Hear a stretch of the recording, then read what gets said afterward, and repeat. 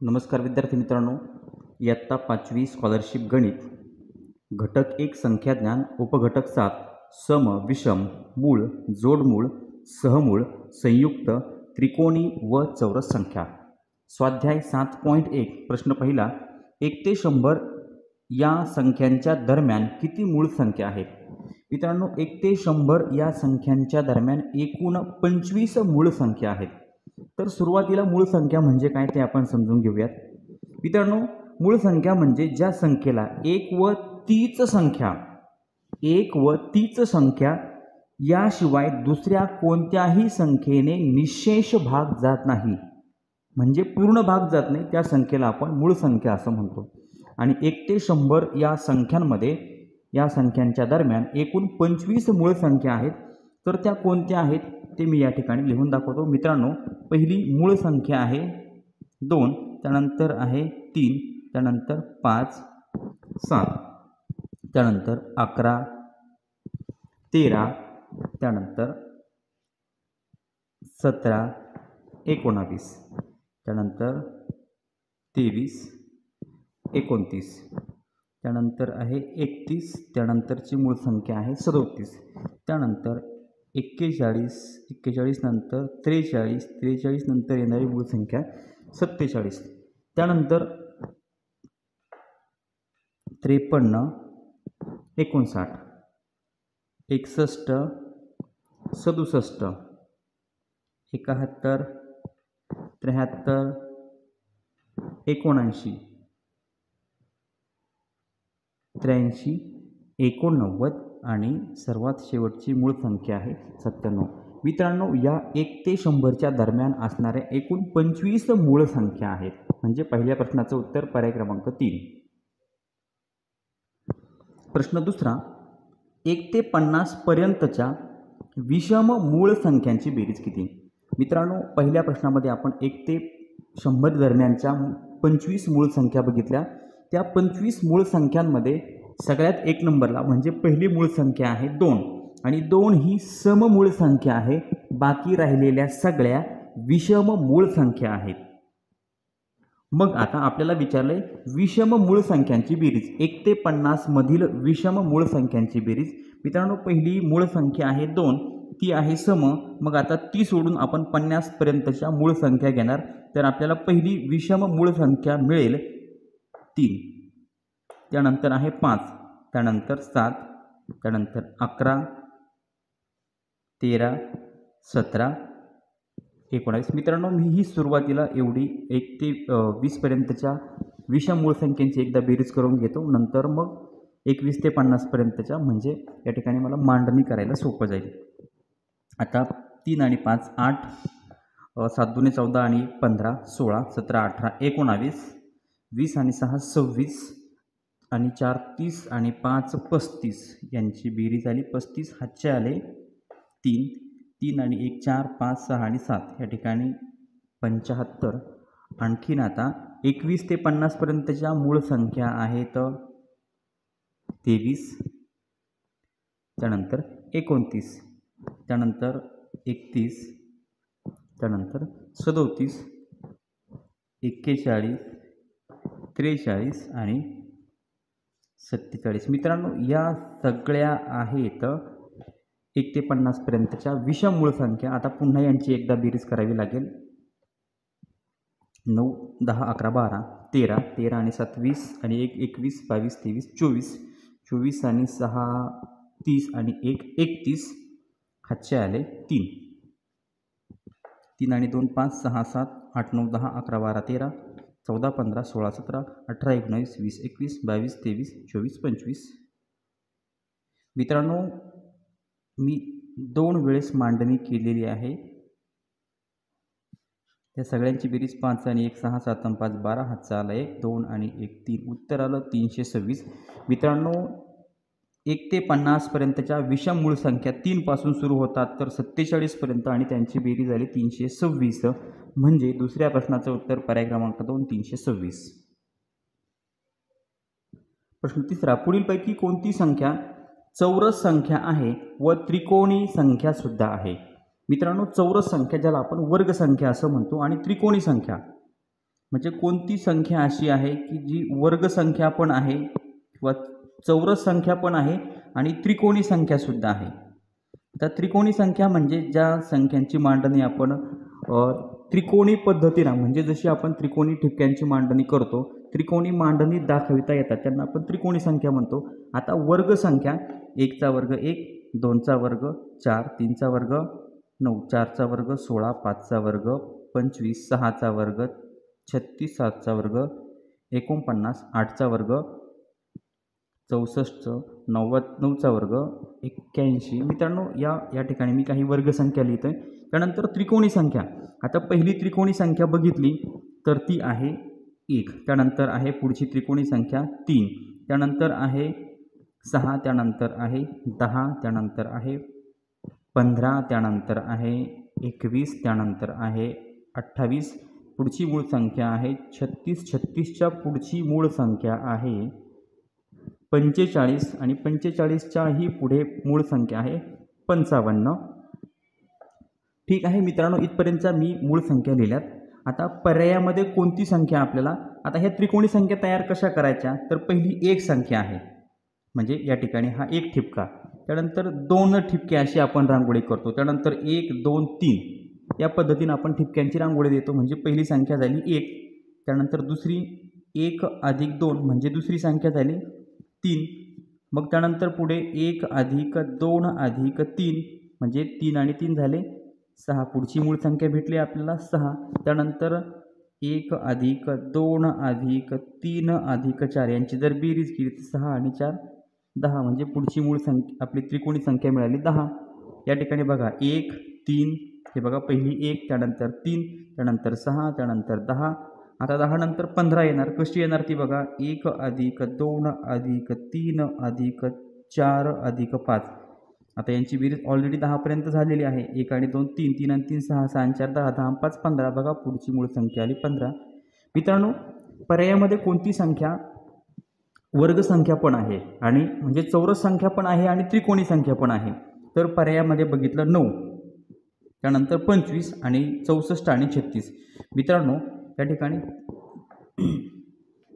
36 ही संख्या बघा, 36 ही संख्या वर्ग संख्या पण आहे आणि ती त्रिकोणी संख्या सुद्धा आहे.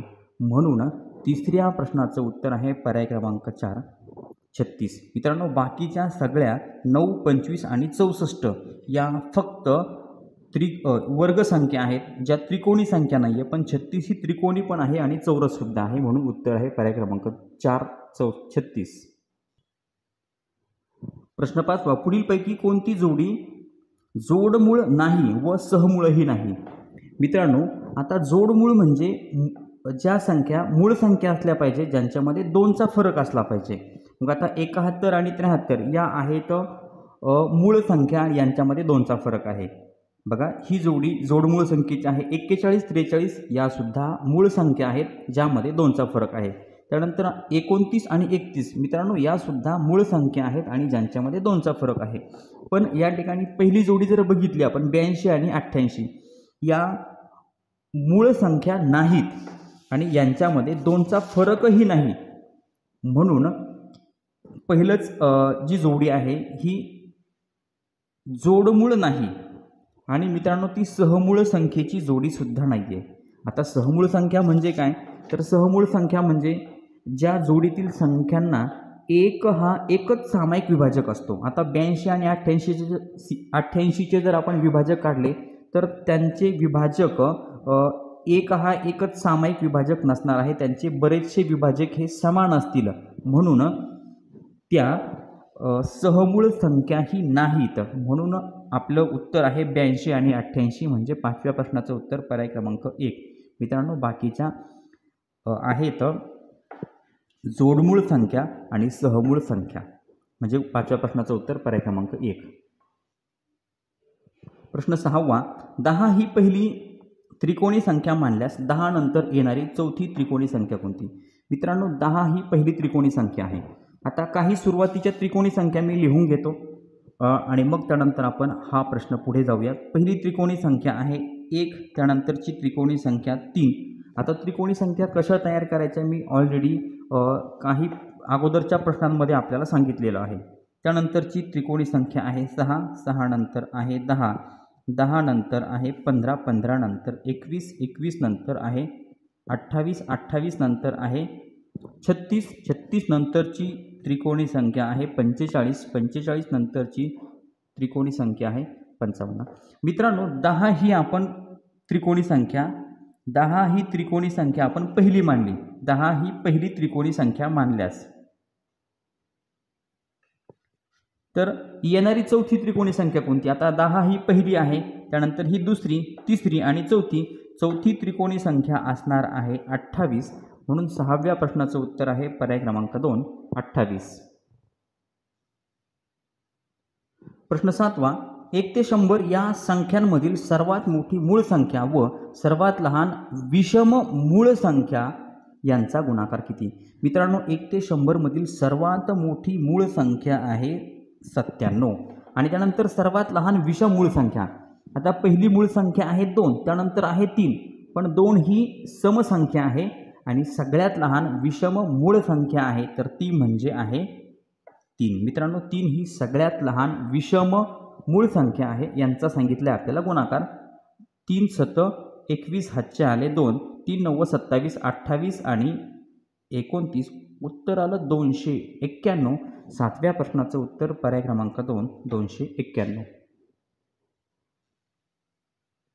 प्रश्न 8वा, जर 2 मूळ संख्यांचा गुणाकार समसंख्या असेल तर त्या दोन्ही संख्यातील एक संख्या निश्चितपणे कोणती असेल? मित्रांनो 2 मूळ संख्यांचा गुणाकार समसंख्या असेल. बघा आता पहिल्या 2 मूळ संख्या आपण काही मूळ संख्या घेऊयात. 2 3 5 आणि 7. आता यामध्ये 2 मूळ संख्यांचा आपण गुणाकार करूयात. पहिल्या 2 संख्यांचा गुणाकार म्हणजे 2 गुणिले आपण 3 जर केलं तर उत्तर आलं 6. आता या ठिकाणी ही समसंख्या आहे म्हणून उत्तर 6 आलंय. आता दोन्ही आपण जर विषम मूळ संख्या घेतल्या, मग पहिली 3 घेतली त्यानंतर 5. आता 5 आणि 3 जर घेतलं तर उत्तर किती आलं? 15 आलं. म्हणजे विषम मूळ संख्यांचा गुणाकार विषमच येतो. त्यानंतर आपण घेतले 5 आणि 7, ह्या दोन्ही पण विषम मूळ संख्या आहेत. यांचा गुणाकार केला तर 7 5 35. मित्रांनो उत्तर 35 आलंय आणि जे विषमच संख्या आहे म्हणजे विषम मूळ संख्यांचा गुणाकार विषमच येतो. पण तुम्ही एक समसंख्या घेतली, एक सममूळ संख्या घेतली आणि दुसरी विषम घेतली तर उत्तर आपलं समसंख्या येतं. म्हणजे त्या दोन्ही संख्यातील एक संख्या ही निश्चितपणे कोणती असेल? 2 असेल. मित्रांनो आणखीन एक उदाहरण घेऊयात आपण. 11 ही एक मूळ संख्या आहे जी विषम आहे आणि त्याचा गुणाकार जर आपण 2 सोबत केला, 2 या सममूळ संख्येसोबत जर केला तर 11 दुणे 22. उत्तर आपलं कशामध्ये आलं? उत्तर आपलं समसंख्याचं आलंय. पण आपण आता 11 गुणिले जर 3 केलं, आता ही विषम संख्या आहे म्हणून 11 त्रिक 33 आपलं उत्तर सुद्धा विषम संख्याच येते. म्हणजे 2 मूळ संख्यांचा गुणाकार जर समसंख्या येत असेल, बघा 2 मूळ संख्यांचा गुणाकार जर समसंख्या येत असेल तर त्या दोन्ही संख्यांमधील एक संख्या निश्चितपणे कोणती असते? दोन्ही संख्येतली एक संख्या निश्चितपणे 2 असते आणि जी मूळ आहे आणि सम आहे. म्हणून 8व्या प्रश्नाचं उत्तर आहे पर्याय क्रमांक 2. प्रश्न 9वा, 1 ते 20 मधील समसंख्यांची बेरीज किती? मित्रांनो 1 ते 20 या संख्यांमध्ये एकूण समसंख्या किती आहेत आणि त्यांची बेरीज किती आहे ते आपल्याला या प्रश्नामध्ये सोडवायचं आहे. आता समसंख्या म्हणजे काय? तर ज्या संख्येच्या एकक स्थानी 0 2 4 6 8 यापैकी एखादा अंक असेल ती समसंख्या असते. मग आता 1 ते 20 मधल्या पहिल्या समसंख्या आपण लिहून घेऊया. तर पहिली समसंख्या आहे 2, त्यानंतर 4 6 8, त्यानंतर 10, त्यानंतर 12 14 16 18 20. बघा 1 ते 20 पर्यंतच्या या सगळ्या समसंख्या आहेत आणि यांची करायची आहे आपल्याला बेरीज. आता 2 आणि 4 6, 6 आणि 4 6 आणि 6 12, 12 आणि 8 20, 20 आणि 10 30. मित्रांनो मी 2 ठिकाणी केले कारण की एका ओळीमध्ये ह्या सगळ्या घेऊन यांची बेरीज करणं मला शक्य नाही आहे म्हणून. त्यानंतर 2 आणि 4 6, 6 6 12, 12 आणि 8 20, पुन्हा हातचे आले 2, 2 आणि 1 3 आणि 1 4 5 6 7 8. मित्रांनो आपल्याला पुन्हा बेरीज करायची आहे. 80 अधिक 3 0 0 8 9 10 11. उत्तर आलं 110. 1 ते 20 पर्यंत मधील समसंख्यांची बेरीज येते 110. म्हणजे 9व्या प्रश्नाचं उत्तर आहे पर्याय क्रमांक 3. आणि नेहमीप्रमाणे मित्रांनो स्वाध्याय 7.1 मधील हा शेवटचा प्रश्न आहे, प्रश्न नंबर 10. मी प्रश्न वाचून दाखवतो, समजावून सांगतो. या प्रश्नाचं उत्तर तुम्ही मला कमेंट बॉक्समध्ये सांगायचं आहे. प्रश्न आहे 1 0 3 4 5 हे अंक एकदाच वापरून तयार होणारी सर्वात लहान विषम संख्या कोणती? मित्रांनो आपल्याला सर्वात लहान विषम संख्या तयार करायची आहे. आणि ही विषम संख्या तुम्ही कशी तयार करणार आहात किंवा ती संख्या कोणती असेल ते तुम्ही मला कमेंटमध्ये सांगा. या ठिकाणी स्वाध्याय नंबर 7.1 आपला संपलेला आहे. त्यानंतर पुढचा स्वाध्याय आपल्याला पुढच्या व्हिडिओमध्ये बघायला मिळेल. चॅनलवर नवीन असाल तर चॅनल सबस्क्राईब करा. व्हिडिओ आवडला तर लाईक करा, कमेंट करून कळवा आणि आपल्या मित्रांना पण शेअर करा. धन्यवाद.